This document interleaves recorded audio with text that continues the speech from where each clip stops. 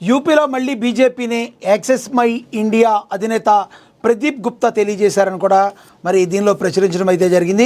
మళ్ళీ యూపీలో బీజేపీనే వస్తుంది అని చెప్పి ప్రదీప్ గుప్తా చెప్పారు.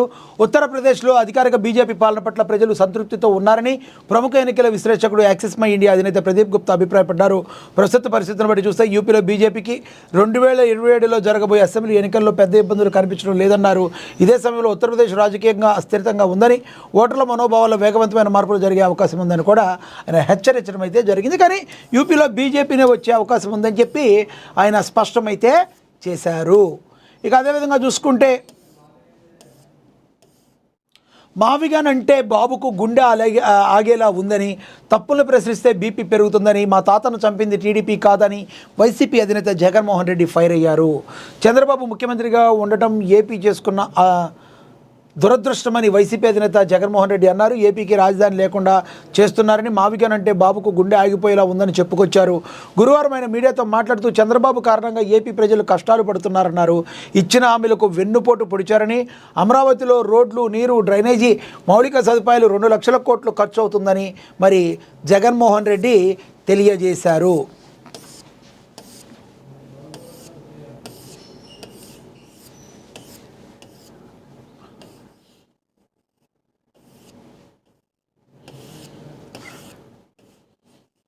ఇక అదేవిధంగా చూసుకుంటే తదుపరి కార్యకర్త అధినేత టీడీపీ మహానాడుపై బాబు సమీక్షించారు. టీడీపీ మహానాడు ఏర్పాట్లపై పార్టీ అధినేత ముఖ్యమంత్రి చంద్రబాబు అధ్యక్షతన గురువారం పొలిట్ బ్యూరో సమావేశం జరిగింది. మే 27, 28 తేదీలో హైబ్రిడ్ పద్ధతిలోని నిర్వహిస్తున్న ఈ కార్యక్రమం అజెండాపై నేతలకు చంద్రబాబు కీలక దిశానిర్దేశం చేశారు. హైబ్రిడ్ విధానంలో నిర్వహించే మహానాడు విజయవంతం చేయాలని పిలుపునిచ్చారు. ఈ కార్యక్రమం కోసం రూపొందించిన 19 తీర్మానాలకు పొలిట్ బ్యూరో ఆమోదం తెలిపింది. ఉండవల్లిలోని తన నివాసం నుంచి చంద్రబాబు వర్చువల్గా ఈ కార్యక్రమంలో అయితే పాల్గొనడం అయితే జరిగింది. ఇక అదేవిధంగా చూసుకుంటే నేతలు మంగళగిరిలోని ఎన్టీఆర్ భవన్ నుంచి ఈ సమావేశంలో పాల్గొన్నారు. ఉదయం 9 గంటల నుంచే కార్యక్రమాలు ప్రారంభించాలని, ప్రతి వక్త తమకు కేటాయించిన అంశంపై సూటిగా స్పష్టంగా మాట్లాడాలని చంద్రబాబు ఆదేశించారు. ఈ సందర్భంగా చంద్రబాబు మాట్లాడుతూ పార్టీకి మహిళలు, బీసీలు 2 కళ్ళు లాంటి వారిని పునరుద్ఘాటించారు. మహిళలకు టీడీపీ ఇస్తున్న ప్రాధాన్యతని అందరికీ అర్థమయ్యేలా చాటాలన్నారు. జనాభాలో 50% ఉన్న బీసీలు పార్టీ ఆవిర్భావం నుంచి మనకు వెన్నుదండగా ఉన్నారన్నారు. వారి అభివృద్ధికి పార్టీ కట్టుబడి ఉందనే సందేశాన్ని స్పష్టంగా వెళ్లాలని నేతలకు సూచించారు. కార్యకర్తే అధినేత అనే నినాదం మహానాడులో స్పష్టంగా ప్రతిబింబించాలని, పార్టీ సంప్రదాయ ఓటు బ్యాంకు జాగ్రత్తగా కాపాడుకోవాలని స్పష్టం చేశారు. మరి ఎంతో ప్రతిష్టాత్మకంగా మరి కార్యకర్తల సమావేశం మహానాడైతే, టీడీపీ మహానాడైతే జరగబోతుంది. దీని గురించి కూడా ప్రచురణ జరిగింది. ఎబోలా కలకలం, దేశంలో హై అలర్ట్, ఆఫ్రికా ప్రయాణికులు కేంద్రం కీలక మార్గదర్శకాలు ఇచ్చింది. ఎబోలా ఎఫెక్ట్ భారత ఆఫ్రికా సదస్సు వాయిదా పడింది. గ్లోబల్ హెల్త్ ఎమర్జెన్సీ ప్రకటించింది. WHO విమానాశ్రయాల్లో కట్టుదిట్టమైన నిబంధనలు కూడా ఏర్పాటు చేయటం అయితే జరిగింది.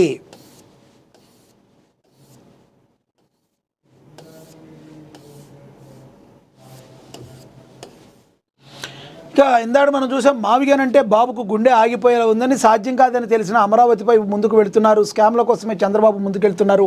ఇప్పటికే అమరావతికి 47,387 కోట్లు అప్పు చేశారు. ఖజానా నుంచి 9,200 కోట్లు ఖర్చు చేయబోతున్నారు. స్కామ్ల కోసం రాష్ట్ర ప్రజలు వెన్నువిరుస్తున్నారు. ప్రశ్నిస్తే చంద్రబాబుకు బీపీ పెరుగుతుంది. రాష్ట్రాన్ని రాజధానిలో ఉండాలనే మావిగాన్ను ప్రతిపాదించాం. రాష్ట్ర పరిస్థితుల దృష్ట్యా మావిగాన్ను ప్రత్యామ్నాయంగా చూపించాం. అమరావతి అయితే 0 నుంచి మొదలు పెట్టాలి. చంద్రబాబు స్కామ్ల కోసం ఏపీని ఇబ్బంది పెడుతున్నారని ఆరోపించారు. ప్రజలకు కూడా మావిగాన్కు మద్దతు పలికారు. అది తట్టుకోలేక చంద్రబాబు ఇష్టం వచ్చినట్లు మాట్లాడుతున్నారు. మంత్రులతో కూడా బూతులు మాట్లాడిస్తున్నారు. 1,200 కోట్లతో అసెంబ్లీ, హైకోర్టు సెక్రటరియట్ ఉన్నా మళ్ళీ అన్నీ కొత్తగా కడుతున్నానంటున్నారు. కొత్తగా నిర్మించిన 5 బిల్డింగ్ల నిర్మాణం పేరుతో చంద్రబాబు దోపిడీ చేస్తూ ప్రజలు నివ్వరపోతున్నారని చెప్పి మరి హత్య రాజకీయాలు చేసింది కూడా టీడీపీ కాదా అని ప్రశ్నించారు. ఆంధ్రప్రదేశ్ రాజకీయాల్లో శవ రాజకీయాలు, హత్య రాజకీయాలు చేస్తుంది చంద్రబాబేనని వైసీపీ అధినేత జగన్మోహన్ రెడ్డి తీవ్రంగా మరి ఆయన మాట్లాడటం అయితే జరిగింది. ఇక అవ్వాతాతలతో మొగాల్లో ఆనందం. జూన్ 2న కొత్త పింఛన్ల పంపిణీ. రాష్ట్ర ఆవిర్భావ దినోత్సవ కానుకగా చేయూత. 3 ఏళ్ల నిరీక్షణకు తెర. దివ్యాంగులకు తొలి ప్రాధాన్యం ఇస్తున్నారని కూడా ప్రచురించారు.